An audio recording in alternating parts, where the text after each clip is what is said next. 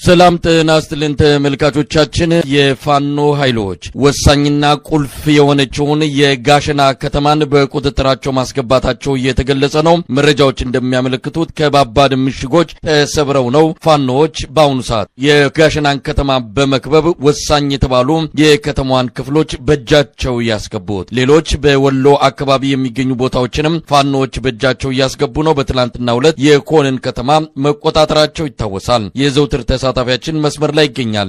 ነገር ከእንግዲህ በኋላ ሰሜን ወሎ አካባቢ እየተደረገ ያለው ትንቅንቅ ወደ መጨረሻው ወደ ማገባደጃው እየደረሰ ነው። የጋሸና ከተማ በኢትዮጵያ ሕዝብ የምትታወቀው በፌዴራልና በክልል ህወሓት ኃይሎች መካከል በተደረገው ከፍተኛ ውጊያ ስመጥር ከተማ ነች። ስመጥር ከተማነቷ ደግሞ በዋናነት የቦታዋን ከፍተኛ ወታደራዊ ጠቀሜታ ጠንቅቆ የሚያውቀው የሁለቱ አካል ከፍተኛ መስዋዕትነት በመክፈል አንዴ ፌዴራል መንግስቱ አንዴ የህወሓት እያያዙ ለተደጋጋሚ ጊዜ ከፍተኛ መስዋዕትነት የከፈሉባት ቦታ ናት። ዛሬ እንግዲህ የጋሸናን ከተማ 4 ምሽጎችን ሰባብሮ ወደ ከተማው እየገባ እንደሚገኝ ነው መረጃዎች የደረሱኝ። በትናንትናው ዕለት ብቸኛ ተስፋ የነበረው የዋላ ወረዳ ዋና ከተማ ጋሸናን ወረዳ ዋና ከተማ ኮንን የፋኖ ኃይሎች የደጋው መብረቅ አጥቅቶ ከተማዋን መቆጣጠር መቻሉንና ከኮን ከተማ ሸሽቶ የሄደው ኃይል ጋሸና ከነበረው ኃይል ጋር ተጣምሮ ምሽጎችን በማጠናከር ተተኳሾችን በማደራጀት ቦታውን በደንብ አድርጎ ጠብቆ ለፋኖ ኃይሎች ላለማስነጠቅ ከፍተኛ ጥረት አድርጎ ነበረ።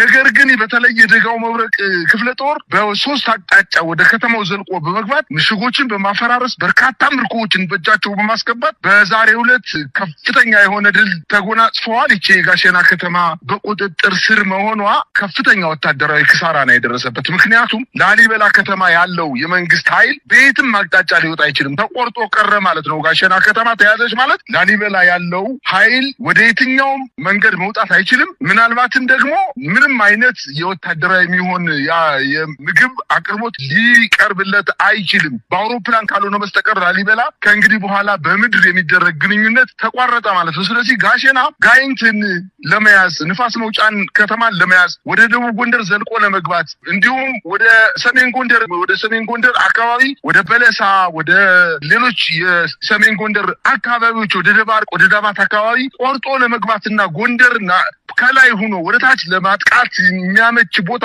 በመሆኗ መንግስት ከፍተኛ መስዋዕትነት ከፍሎ ከተማዋን ለረጅም ጊዜ ሲከላከል ቆይቷል። ዛሬ ግን እንግዲህ የጋሸና ከተማ በጣም እስከዛሬ ድረስ ከተገኘው ከዋጃ ከምትባለው ከተማ በዘለለ ቀጥሎ የጋሸና ከተማ ነው ወታደራዊ ቁልፍ ቦታ ተብላ የምትጠቀሰው። እችን ከተማ ዛሬ በጣም በከፍተኛ ውጊያ ምሽጎችን ሰባብረው ወደ ከተማዋ ዘልቀው መግባታቸውን ነው መረጃዎች የሚያሳይ። በዚያው በተደረገው ውጊያ የሚኒሻና የአድማ ብተና የፖሊስ ኃይል በአሁኑ ሰዓት እጃቸውን እየሰጡ ከነትጥቃቸው መሳሪያቸውን እያስረከቡ ወደ ጠራቀሚያ ወይም መሰብሰቢያ ቦታዎች ላይ እየተሰበሰቡ እንደሚገኙና የመከላከያ ኃይሉ ደግሞ ከከተማው በመውጣት በተለያየ አቅጣጫ መሳሪያውን ለገበሬ እየሰጠ ልብስ እየቀየረ ለመጥፋት ጥረት እያደረገ እንደሆነ ነው መረጃዎችን ከስፍራው የደረሰ መረጃ የሚያመላክተው። እንግዲህ የጋሸና ሙሉ በሙሉ በፋኖች እጅ መውደቅን በተመለከተ ይፋዊ መግለጫ እስኪሰጥ መጠበቅ ይገባል ከፋኖ አመራሮች። አሁን በተለያየ ምንጮች ያገኘነውን ይዘን ነው እንግዲህ ዜናውን ለተመልካች ለማድረስ የመጣ ነው። 4 ምሽጎች ተሰብሯል። እዛ አካባቢ ያሉትን ምሽጎች እኔም በአካል ሄጄ አይቻለሁ። በጣም ከባድ ምሽግ ነው የተሰራው። ያኔ ህወሓት በጦርነቱ ጊዜ በጣም ረጅም ምሽጎችን ከጋሸና መውጫ ደብረታቦር በኩልና በዚህ ወልዲያ ሜጃ በኩል ያሉትን 2 አካባቢዎች ላይ የሰራቸው ምሽጎች በጣም አደገኛ እንደነበሩ አስታውሳለሁ። አሁን እነዚህ አካባቢ ያሉትን ምሽጎች በመስበር ነው ፋኖች ወደ ጋሸና ከተማ ዘልቀው የገቡት። ቁልፍ ቦታዎችን እንዲያዙ ነው የሚነገረው። እንግዲህ የጋሸና መያዝ ምናልባትም የጠቃላይ የወሎ አካባቢ ያለውን የጦርነት አካሄድ ሊቀይረው ይችላል። ቅርጹን፣ መልኩን፣ አካሄዱን፣ ፍጥነቱን ሁሉን ነገር መቀየሩ የሚጠበቅ ይሆናል። እስቲ ከዚህ አንጻር ምን ይታያል? በሌሎች አካባቢዎችም በወልዲያም ያለው ሁኔታ በተለያየ መልኩ በሚቀጥሉት ቀናት ውስጥ ለውጥ እንደሚታይ ነው የሚነገረው። አገዛዙ ኃይሉን ቢያከማችም ነገር ግን ወጥቶ ለማጥቃት ያደረጋቸው ሙከራዎች በተደጋጋሚ በመቀልበሳቸው ኃይሉ እየተዳከመ እንዳለን የሰማ ነው። ምን ማለት ይቻላል እዚህ በዚህ ጊዜ ላይ ሆነን መሳይ የጋሸና ከተማ መያዝ የጦርነት አቅጣጫውን ይቀይራል ነበር ያልከው አንተ። ነገር ግን ኦልሬዲ ቀይሮታል እኮ። ምክንያቱም ከእንግዲህ በኋላ ሰራዊቱ ከደቡብ ጎንደር ወደ ሰሜን ወሎ፣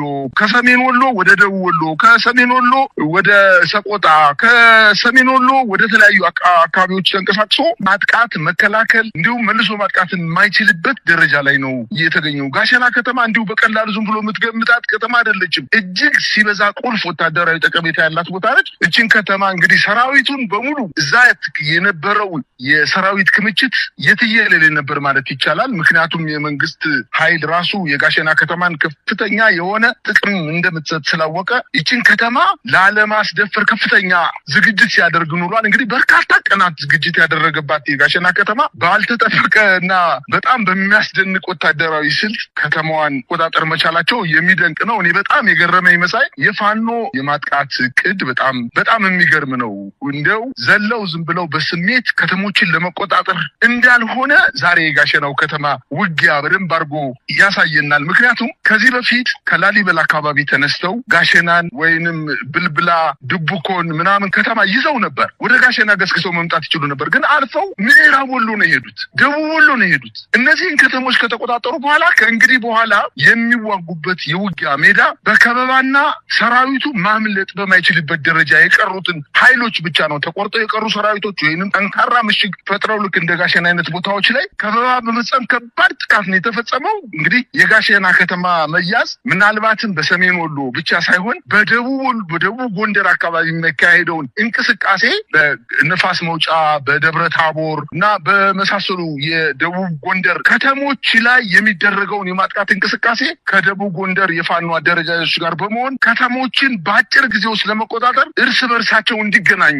የዞን አደረጃጀቶች ወይም የሚኒሊክ እዝ ከበላይ እዝ ጋር ለመገናኘት ከፍተኛ እድል ነው የፈጠረላቸው። በተለይ ቀደም ብዬ ያነሳውልህ ከዚህ የሀገር መከላከያ ሰራዊት ብሎ ከሚጠራው አገዛዙ ውጭ ያሉ በሚሊሻ በአድማ ብተና እንዲሁም ፓራ ኮማንዶ በሚል ደግሞ አሁን በየሰፈሩ እንደዚህ 2 ወር 3 ወር ምናልባትም 1 ወር እንደዚህ ለብ እያደረገ በአካባቢው የሚያስታጥቃቸው አንዳንድ ኃይሎች አሉ። እነዚህ ኃይሎች ከሰሞኑን ቀደም ብለህ ያነሳው ጉዳይ በመሰማቱ ብቻ ሳይሆን በተግባር አሁን እንደ ጎጃም በዚህ በቴዎድሮስ በተለያዩ አካባቢዎች ተሽከርካሪዎችን እያስገደደ ቀደም ብዬ የጠራውልህ አደረጃጀት ያላቸውን የአገዛዙ ተኳሾች ወደ እነዚህ ተሽከርካሪዎች እያስገባ ያለ ፈቃዳቸው ወደ አንድ ማዕከል የመሰብሰብ አዝማሚያዎች አሉ፣ እየታዩ ነው። አዝማሚያም ብቻ ሳይሆን በተግባር ያየንበት ሁኔታ አለ። እንግዲህ የነዚህ አቋም ምንድነው ምትለኝ ከሆነ በእኛ ግምገማ ስፍራው ላይ ሆነን ያስተዋልነው መሳይ ይሄ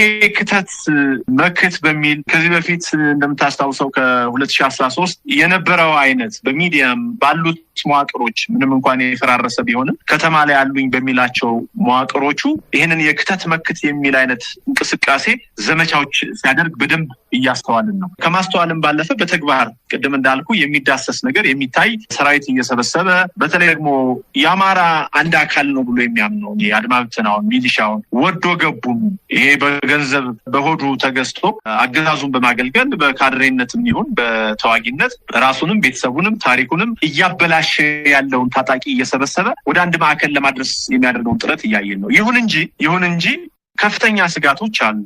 ህዋትም አሁን ጦርነት ሊከፍት ነው የሚለው ሩመር ከተሰማ ጊዜ ጀምሮ ይሄ ያልኩህ አደረጃጀት ለአገዛዙ ፈቃደኛነቱን እያሳየ አይደለም።